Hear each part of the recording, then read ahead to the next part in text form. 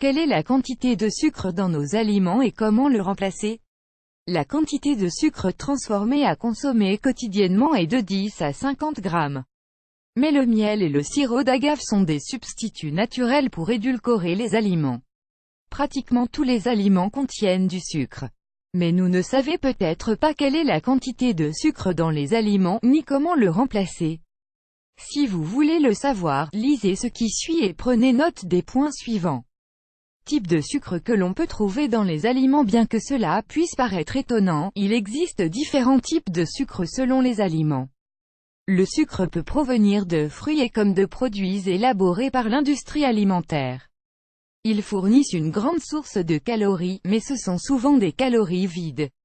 On les appelle ainsi parce qu'elles ne contiennent ni vitamines ni minéraux, et dans le cas des aliments industrialisés, le pourcentage en sucre des aliments peut atteindre 80%.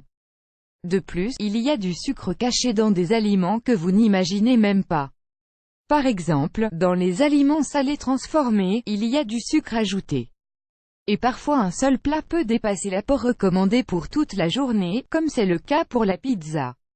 Nous vous recommandons de lire Comment éliminer l'excès de sucre dans le corps. Comment détecter le sucre sur les étiquettes. Les étiquettes des produits ne mentionnent pas toujours qu'ils contiennent du sucre, ou alors ce n'est pas clairement indiqué. Afin de contrôler sa consommation, il est donc important de le vérifier sur les étiquettes nutritionnelles des aliments. À tel point qu'il existe plus d'une douzaine de dénominations du sucre. Parmi elles, on trouve le fructose, le glucose, le saccharose et la mélasse, etc. Quantité de sucre en fonction des aliments. Par exemple, 2 tranches de pain complet contiennent une cuillère à soupe de sucre, une tasse de gazpacho pas moins de 6 cuillères à soupe, tandis qu'une portion de poulet aigre doux avec du riz contient 10 cuillères à soupe.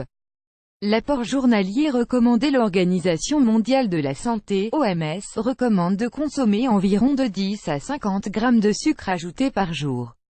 Ce montant a été stipulé depuis la fin des années 1980. C'est l'apport journalier recommandé. AJR. Il convient de noter que le sucre ajouté est différent de celui que l'on trouve naturellement dans les fruits, les légumes ou le lait. Comment remplacer ces aliments? 1. Miel. Le miel peut être un excellent substitut au sucre.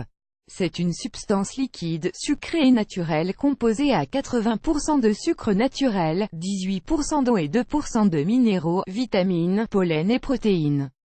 De plus, cette substance contient du fructose et du glucose qui représentent 70% de la teneur naturelle en sucre du miel. En fait, l'équilibre entre les deux substances peut déterminer si le miel est foncé ou clair.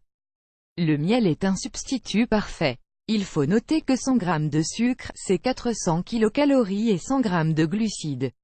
Alors que cette même quantité de miel pur fournit en moyenne 330 kcal et 81 g de glucides.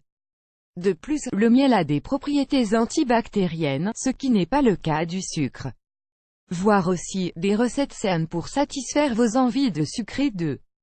Sirop d'agave. L'agave est un édulcorant qui provient de la plante d'agave au Mexique et qui se compose principalement de glucose et de fructose. Le sirop d'agave est un peu plus sucré que le sucre de table et sa texture est similaire à celle du miel. On l'utilise souvent comme substitut du sucre. Toutefois, il n'existe pas de preuves suffisantes qui démontrent que l'agave raffinée est plus sain que le sucre raffiné. 3. Fruits. Les fruits contiennent un type de sucre appelé fructose. Ils contiennent également des nutriments puissants, fibres, vitamines et minéraux. Si, par exemple, l'objectif est d'augmenter la consommation de fibres, vous pouvez remplacer le sucre de table par des fruits. La peau des fruits contient également des antioxydants et, si on la râpe, on peut l'ajouter dans les jus ou pour mariner les viandes. Gardez à l'esprit que le jus n'est pas aussi sain que le fruit dans sa totalité.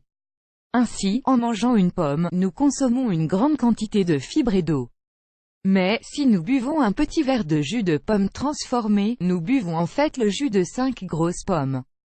Le jus transformé n'est donc pas un substitut complet des fruits.